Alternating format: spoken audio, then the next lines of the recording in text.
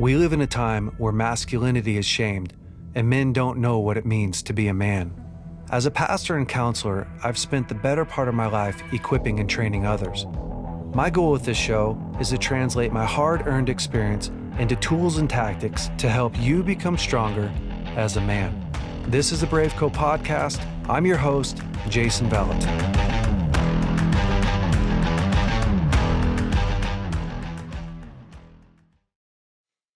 All right, BraveCo men, I am back with my good friend, Zick. And here's the thing. If you're wondering, gosh, why is Cole back? He's back because once a month we get together and we talk about manhood, masculinity. Well, the truth is I'm free. That's why I'm back. So there's so much confusion today on what it means to be a man. And that confusion is largely in part to, which we've talked about this before, but we don't have dads at home. The dads are not. 50% of all homes are without a dad right now. So 50% of all kids are growing up in a home that doesn't have a dad. And I'm just fast forwarding a little bit. We can go back and see, well, that happened because of what happened in the 60s with the sexual revolution, right? Mm-hmm. You have the 30s, 40s, 50s, where parents were super strict.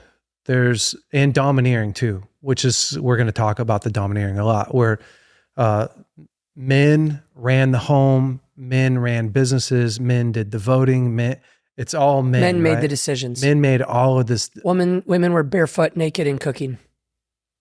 Well, I think just cooking. Stereotypically, like the statement, barefoot, in the kitchen, barefoot and naked. Yeah, maybe. Was that a stereotypical thing? That was a at your statement. home? My dad has said it. Like, I heard my dad say it so many times growing up. I've like, never heard that. Yeah, like the woman is barefoot and naked in the kitchen. Yeah, like that's a phrase those generations. Can I just talk to the camera for a sec, because I think that might have only been in Cole's home. I don't think so. Raise the hands on the other side. We're talking about oppression, right? Yeah, women are super oppressed, and so kids coming out of that environment, that's the kids of the 60s, right? Those are when people revolted and basically just said, hey, love should be free. People should be free. Sex should be free. You shouldn't have to, right? Like, we don't want to do what our parents were doing. Our parents' lives suck. They're controlling, they're manipulative. Mom, who wants to be mom? No doubt. In this scenario, mom's cooking all the time. Dad comes home from work. He's checked out. I mean, that's the average home.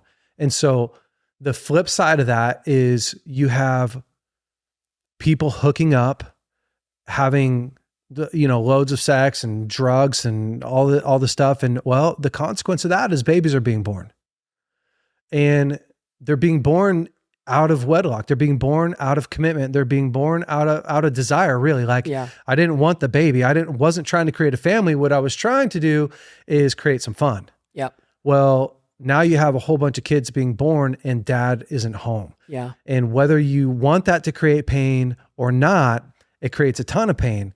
On top of that, like, you've really taken away the drive for a man to pursue a woman, because there's no pursuit. If I could get it for free, right? Like, if I don't have to be responsible, if I don't have to show up and work hard, if I don't have to open the door for you, if I don't have to be polite to you, why would I go through all that effort and energy to do that so that I can get my needs met? Mm-hmm. So you take all of that out of the equation, right? And the product of that, it really is like the product of that, we are living in it today. Yep.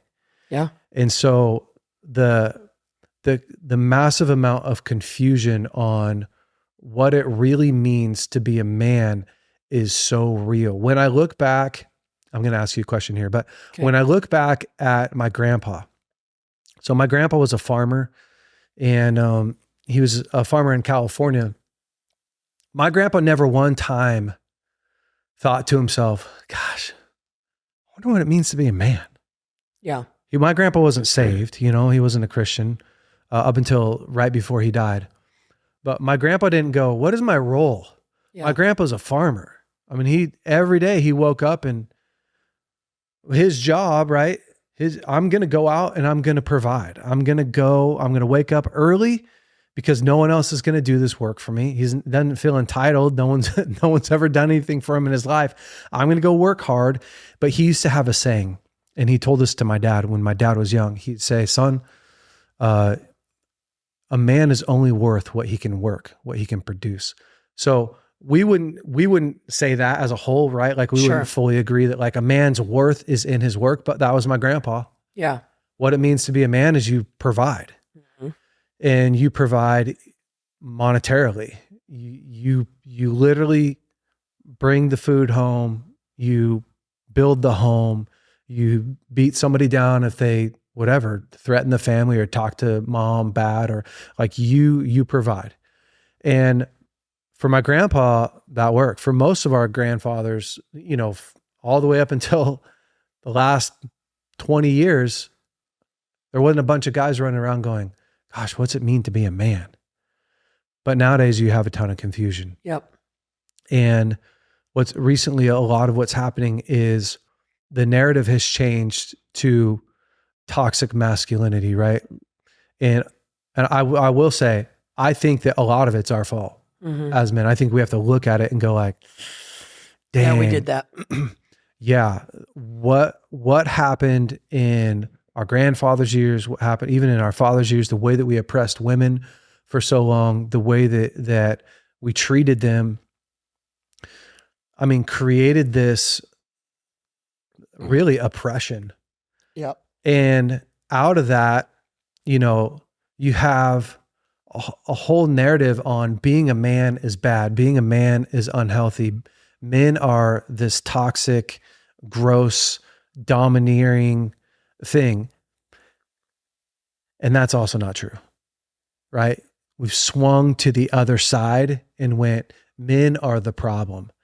And I think you and I would both say like, men aren't the problem. Toxic men are the problem. Men who are unrestrained, men who are unhealthy are creating a ton of unhealth.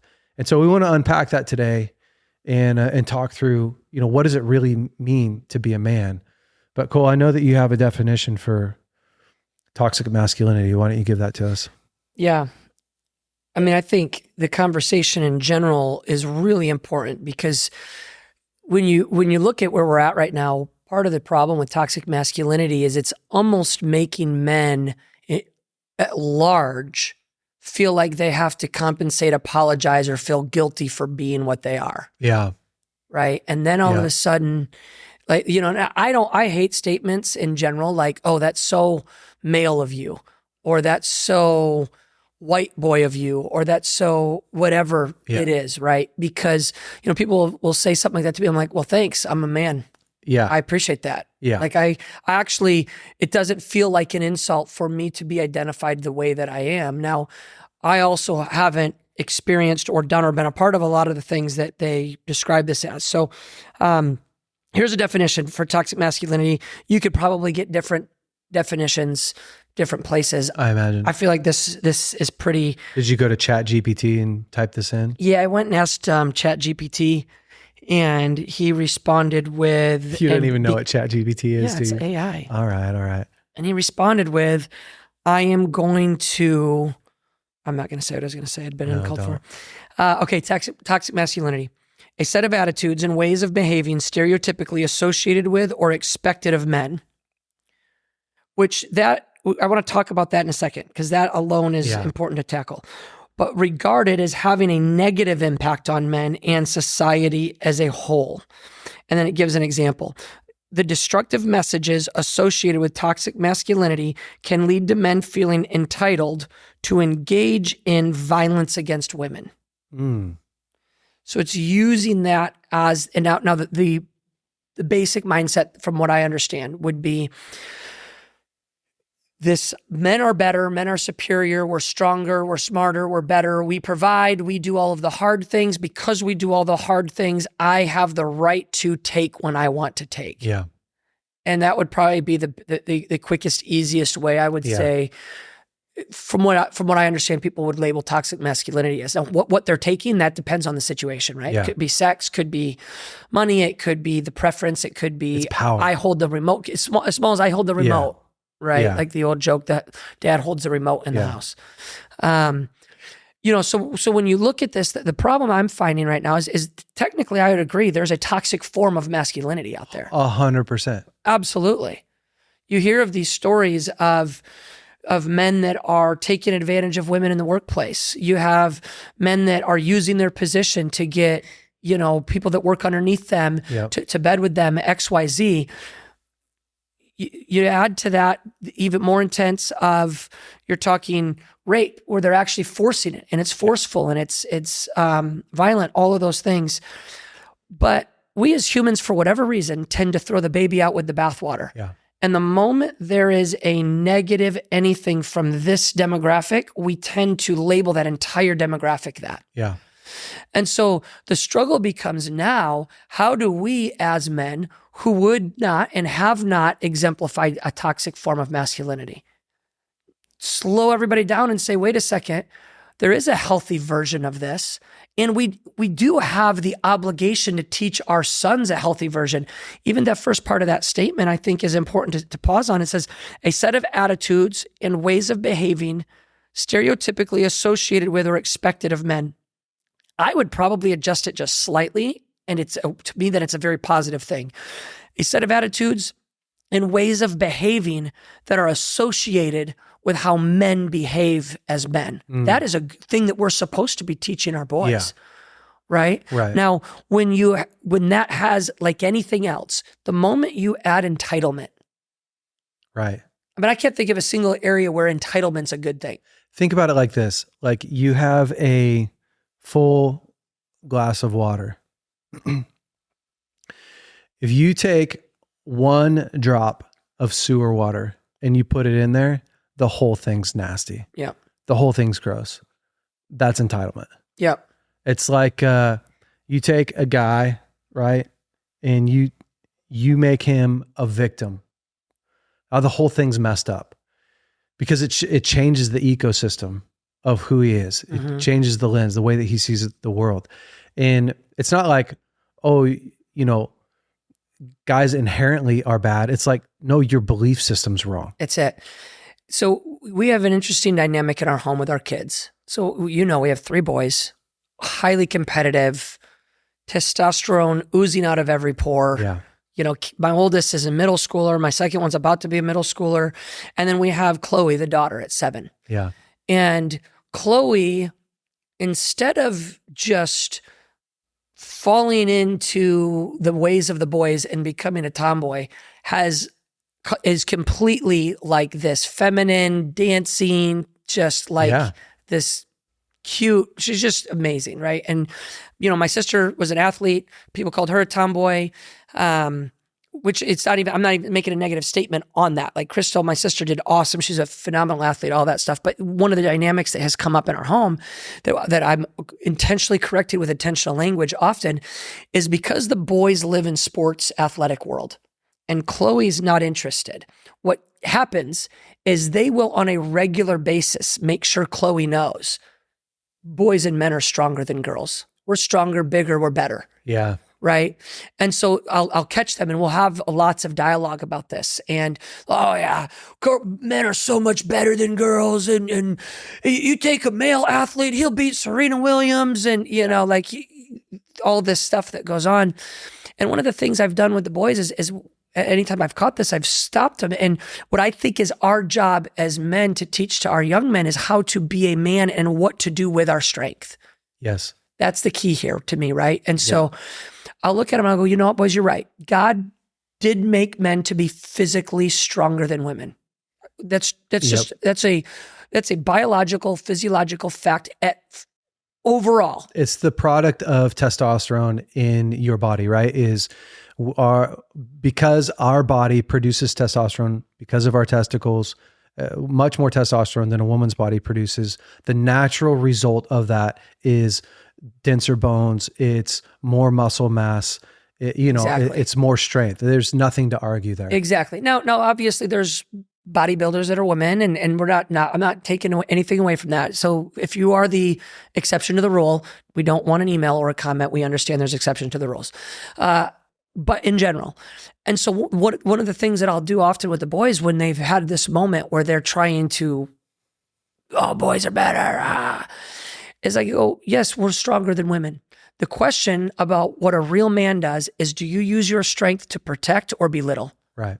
That's the question that I try to help my boys understand. That's the question that we need to be asking ourselves as men, that we need to ask in culture. And we need to be praising healthy masculinity, where we're using our strength to protect, to provide, to cover, to create space for, to the dad that is helping his son wash his brand new car, the dad that's demonstrating sacrifice and servanthood, because there's a lot of great, strong, masculine men that are doing the right things and using what they have to create space for other people. But that narrative gets lost right now. Yeah. Well, I think I'm so glad we're talking about this, because I just feel like there's so much to say about it. When you start to talk about addressing your sons, the real issue is what makes somebody valuable. Yep. And your boys, they're vying for value, right? They're vying for attention. So they're going, I'm better than you because I can produce more. Yes. I can do more. And as dads, we're going like, that's not actually where values derive from. Because when you were pooping your pants, I valued you as much as when you hit a home run. That's right. But they're learning that. They're building healthy identity.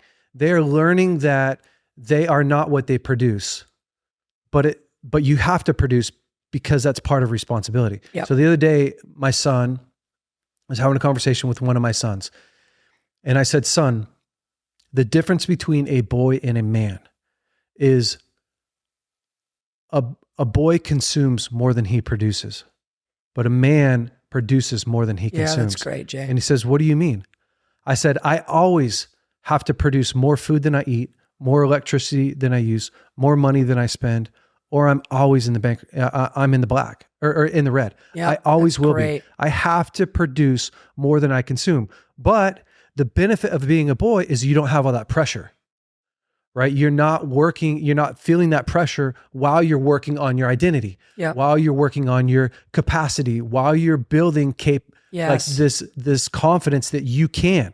So our young boys are learning something. They're trying to get the affirmation from dad that I have what it takes. Yep, that's so good. So, they'll be they're the disciples behind Jesus arguing about who's the greatest. Yep. You notice Jesus doesn't tell them to stop arguing. Yep. Which the world right now wants to go, men don't argue. Men don't wrestle. Jesus doesn't say don't argue. Mm-hmm. Because he wants great men. That question's not evil. How do you become the greatest? What he does is he brings this little child and he says,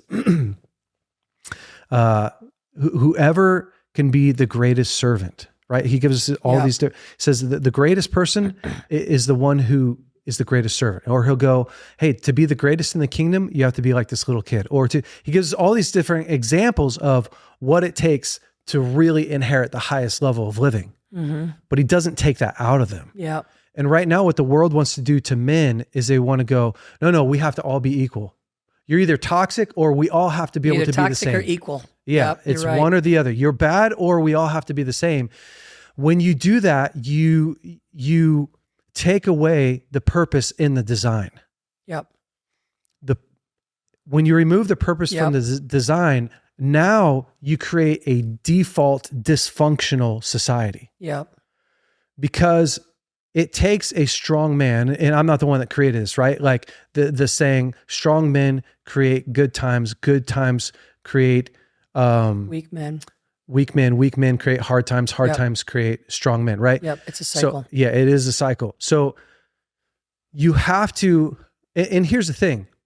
I don't always believe that good times have to make weak men. Sure. I think it can, which in discipleship, right? In Jesus's model is discipleship. In discipleship, it says the kingdom goes from glory to glory to glory. That's what's supposed to happen. Yeah. Is we're supposed to raise up men who know how to protect, provide, and promote, which we'll talk about in a second, who know how to raise healthy families, who know how to, right, train your kids in the way that they will go and they won't depart from it when they're older. That's what we're trying to do. And the big challenge that we face is because of hurt, because of pain, because of uncleaned up messes, real uncleaned up messes. You have the messes that we talked about in the beginning, the domineering, men who are domineering, men who are selfish, men who are insecure, completely dominating women. And then you have the messes of men leaving, maybe not even leaving, men and women deciding to have sex, have babies, take no responsibility. Those uncleaned up messes have created this massive confusion where somebody has to pay. Yep. And so, I mean, you're right. Like what was originally supposed to happen is we were supposed to go through a rite of passage as men. You were supposed to be trained as a man to go, listen, if you want the privilege of having a wife, and if you want the privilege of having responsibility, you have to hold to these standards. Back like 1,000 years ago, even less than 1,000 years ago, hundreds of years ago, men were brought into a rite of passage. In a lot of the tribes, when they were brought into rite of passage, for starters, some of the boys didn't survive the rite of passage, which I'm not saying that that's the best thing. That in 2023 in the U.S., I'm saying put them through something they could. That's how seriously they took this. That's what I'm saying. Well, it's because they realized the survival of our tribe depends on this 13-year-old becoming a man that contributes and gives more than he takes. It's critical. 100%. So that risk of life wasn't actually to them this.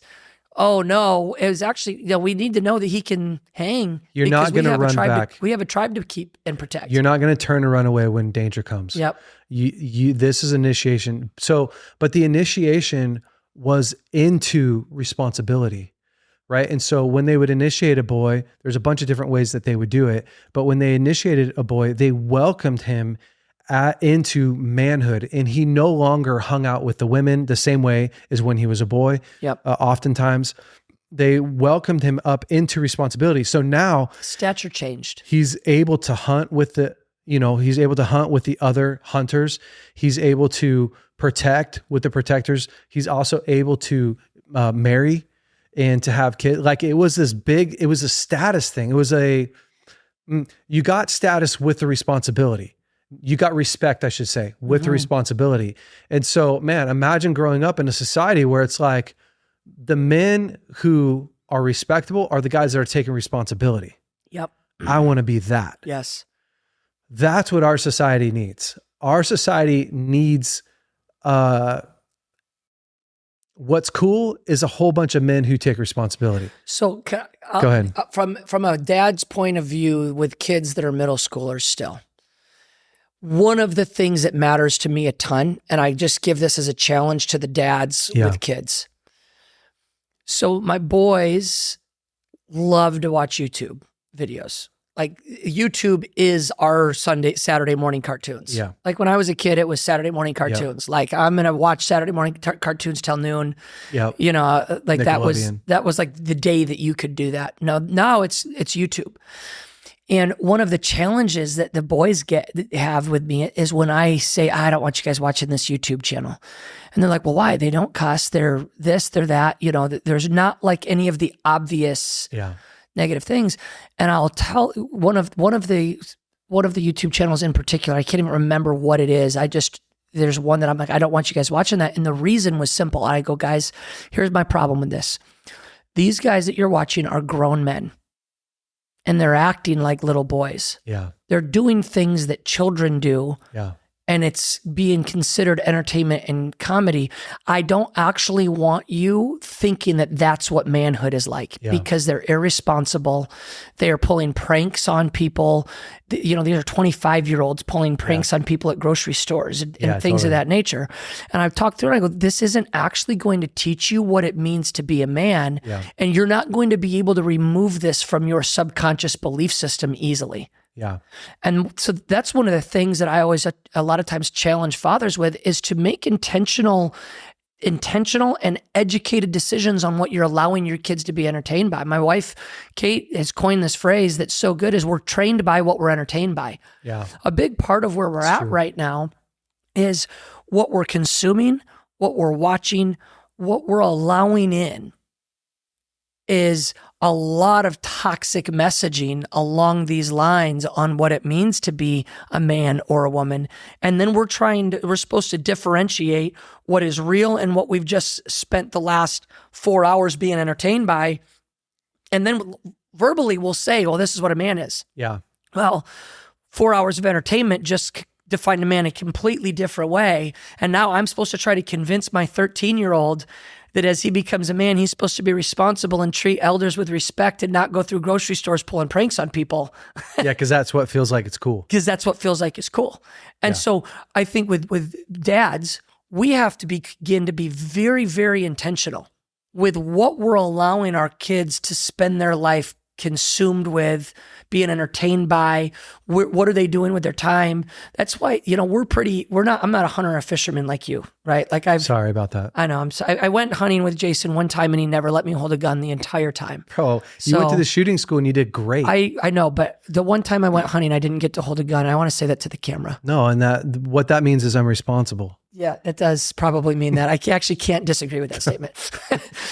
But where our world is we're very busy with sports. You know this, like insanely busy. Like some seasons, like spring is the craziest season, right? Because we have multiple baseball teams and XYZ. At the same time, when I look at our schedule, I think about the way my kids spend their time.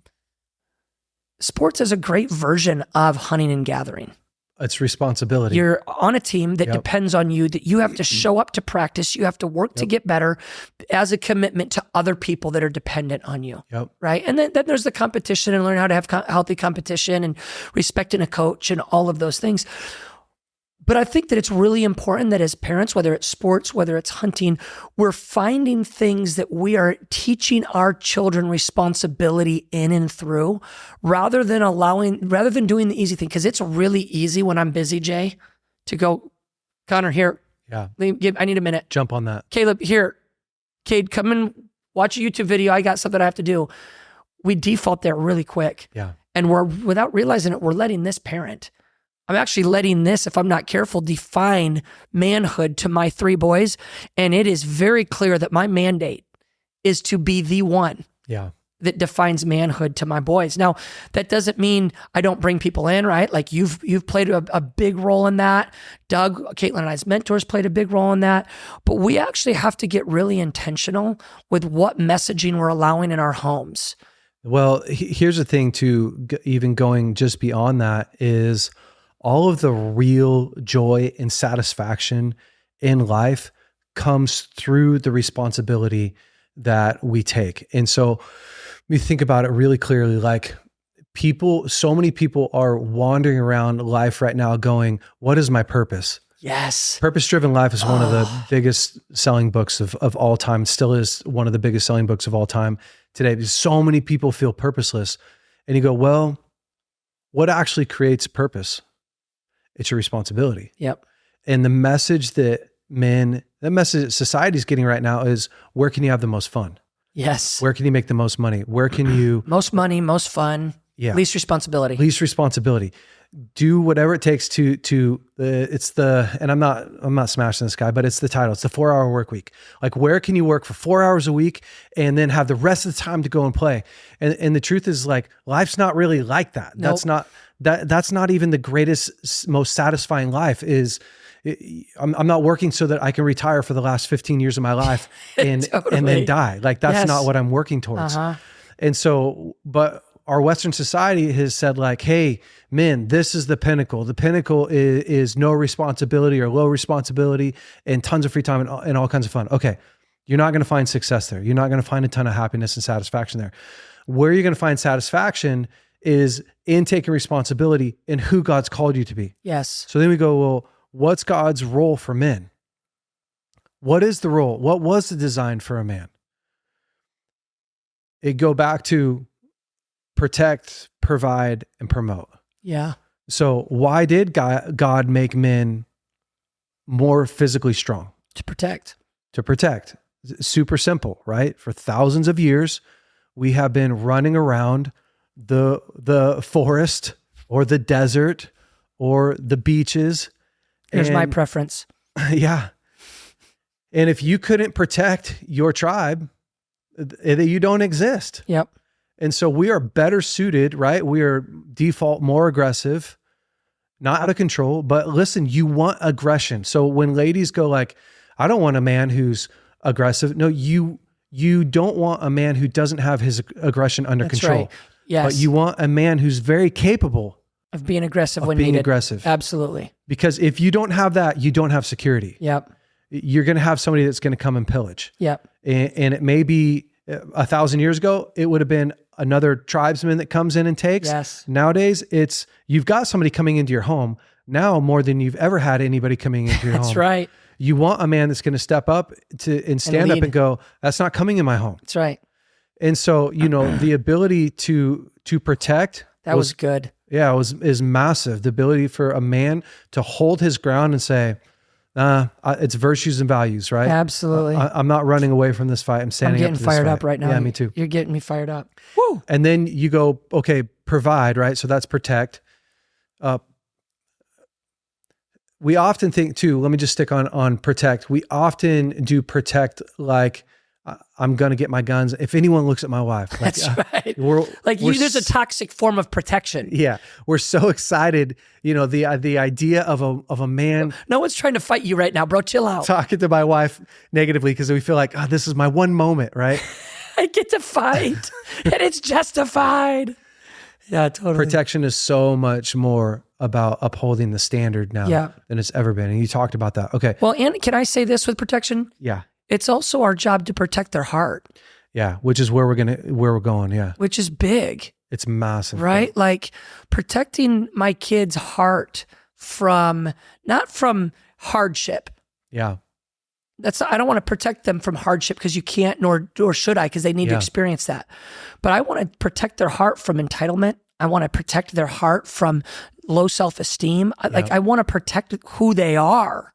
Like protection isn't just to pick up the gun. Sometimes it's have the conversation. I used to go over to my friend's house, and as we got older, he was my best friend growing up. And as we got older, I would come home, and my attitude would be really bad because his house was chaos. Yeah. And I remember one time, my dad specifically saying to me, I was being kind of rude and obnoxious to my mom, and he called me into his room and he said, "Hey, you're not allowed to go over there anymore unless you're the one doing the influencing.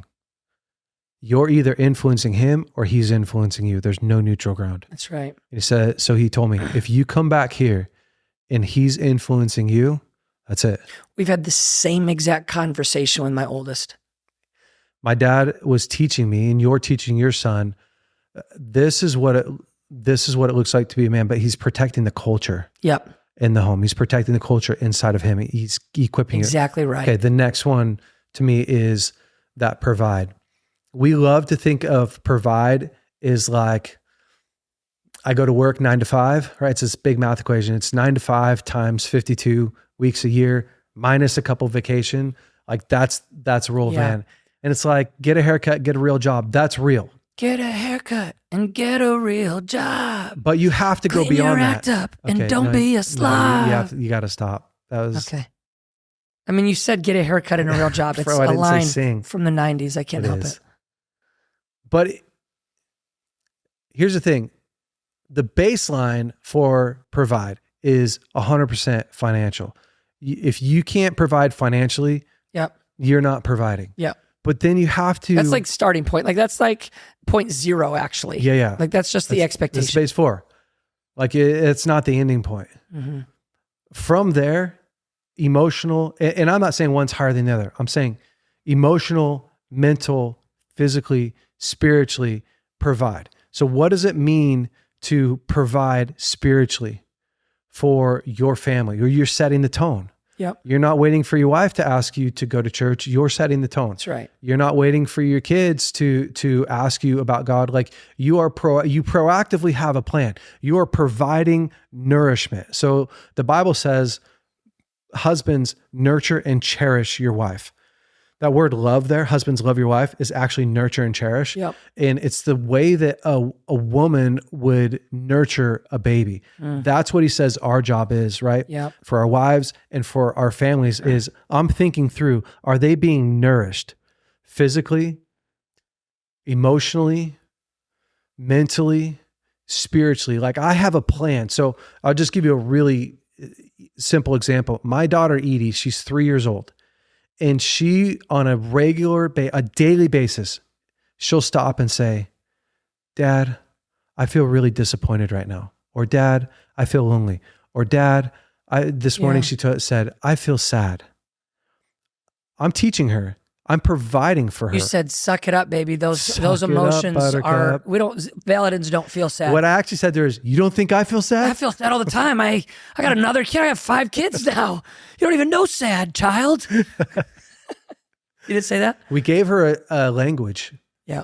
As she was young, we gave her a language to talk about her emotions. So good. So that she has a way to get those needs met in a healthy way. And I'm setting the tone for that. Yeah. Right. And so, yeah, I mean, to me, like, and then the last one is the promote, which is a leadership role. To me, it's the, think about discover, develop, deploy. And so our job as men is to help our children find what they were called to do and to promote them into that, right? It's Jesus's model.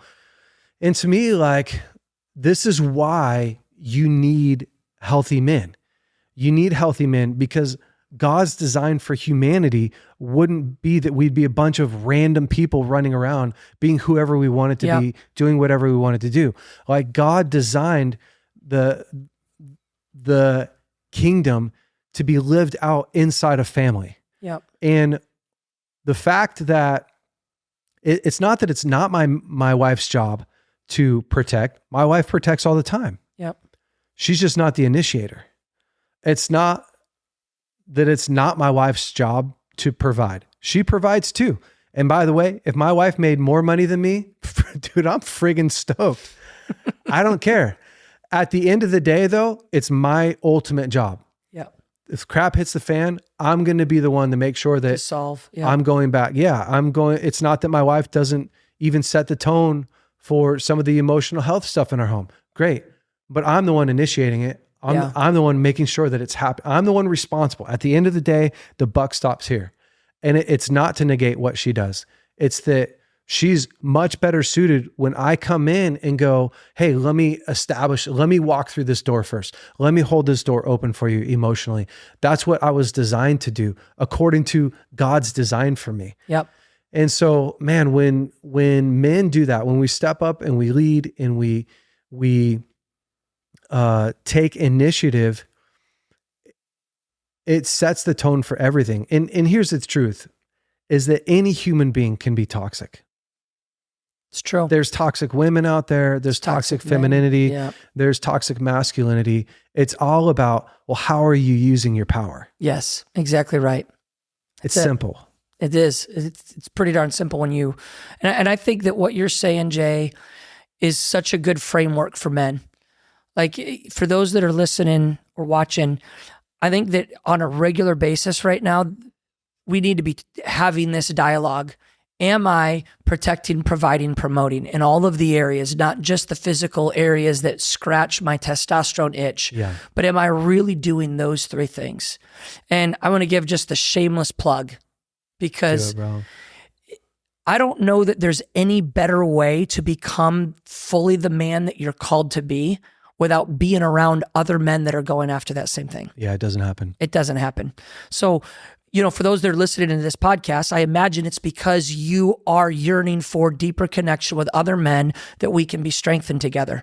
And I love podcasts. I love the culture that we have, but there's still nothing like being in person. It's true. And if you're watching and listening, you have to be in environments like this. And so shameless plug, come to BraveCo conference because we are going to spend 3 days together in June here in Reading talking about this, diving in together, being around each other, sharpening each other, getting stronger together, building who we are, building each other up, building ourselves up. And so, I mean, there really is nothing like setting aside time to say, all right, Lord, I want to rediscover who you've called me to be.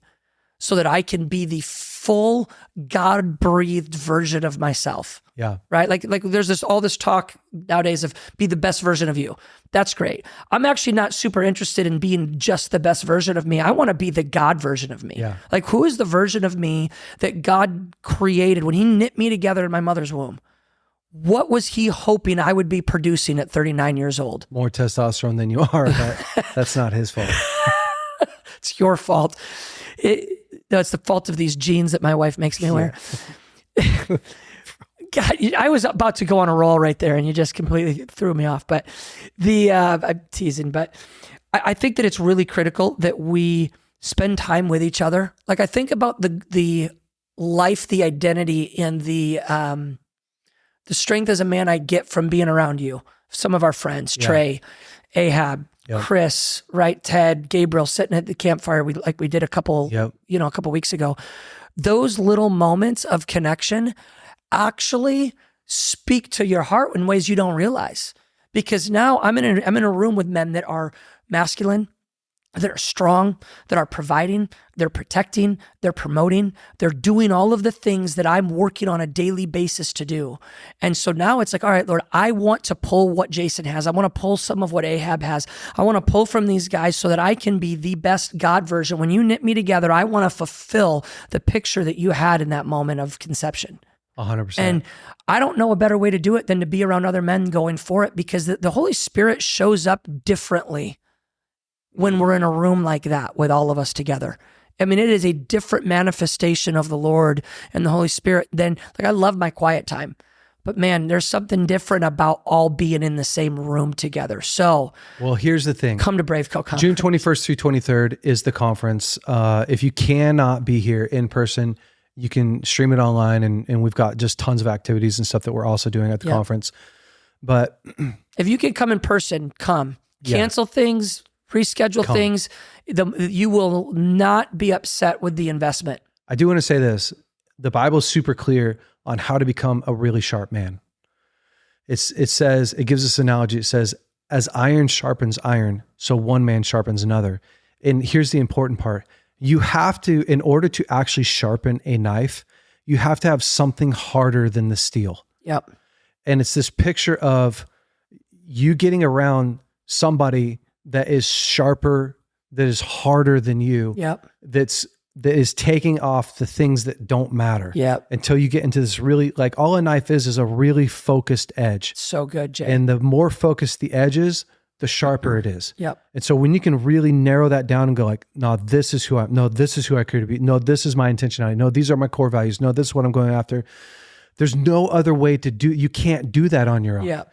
You can get a version of that, but you cannot get honed down to your absolute maximum capacity. Here's the other thing, is that when you're on your own, you only have your momentum and strength. That's it. That's it. As soon as I couple myself to somebody else, it's like this, it's a multiplier, because I instantly attach myself to their success. Like, is there a greater way to do a hard thing and make it easy? No, you attach yourself to somebody else's success. That is the easiest way to hitch yourself to a sure win. Yep. And man, the only reason why we have men who feel purposeless, men who are struggling with their identity, toxic masculinity, is because we have men that are unhealthy, that aren't whole, that are living outside of community and connection. And it's not that hard. It's just that intentional. Yeah, that's exactly right. It's that intentional. Be on purpose. Get around men who are doing this stuff. My favorite thing, and I use this analogy almost every time, is I know when I come home every night, I come home and I know if I'm in a hard moment, I think about it a lot. If I'm in a hard moment, it could be with my wife, it could be with my kids. I know that all of my friends are going to do the same thing I'm doing. Yeah. They're going to make the same decision I'm making. And gosh, dude, I'm telling you, like, that saves me so many times from just checking out to like, okay, I'm going to press in, because dude, I'm going to see all those guys this week. Yeah. I'm going to go hang out with them. I'm going to influence them. And then I think about my job, like my people are counting on me, right? So I'm going to jump in and I'm going to have to sharpen these other guys this week, like that's part of my role. It's part of the responsibility. It's part of what gives me purpose. And it just gives me that extra edge to really go after it. So it's great. Man, we hope that this week was helpful for you, talking about toxic masculinity, but really what it ultimately means to be a man. We want every guy to be full of purpose. We want your kids to be full of identity. We want your homes to be places that are full of strength. And it really is up to us men to come in and to provide that place of real connection, to provide a place of real safety and comfort and hope. And that's what we're doing. Cole, you have anything to say? No, I think we've said a lot of good stuff. All right. BraveCo men, be brave this week. Connect with some other dudes. Show up at home. We will see you next week. Hey, BraveCo men. Hopefully you loved this week's episode. Listen, if you have not subscribed to our podcast, you are already behind. Go ahead and click right here to subscribe to our podcast. And if you have not watched last week's episode, you can click right here and watch last week's episode. And listen, if you want to upgrade your wardrobe, you can check out some of our new hats that we have in stock and all our other swag. Go to braveco.org and you can look at our store there. Have a great week. We'll see you next week.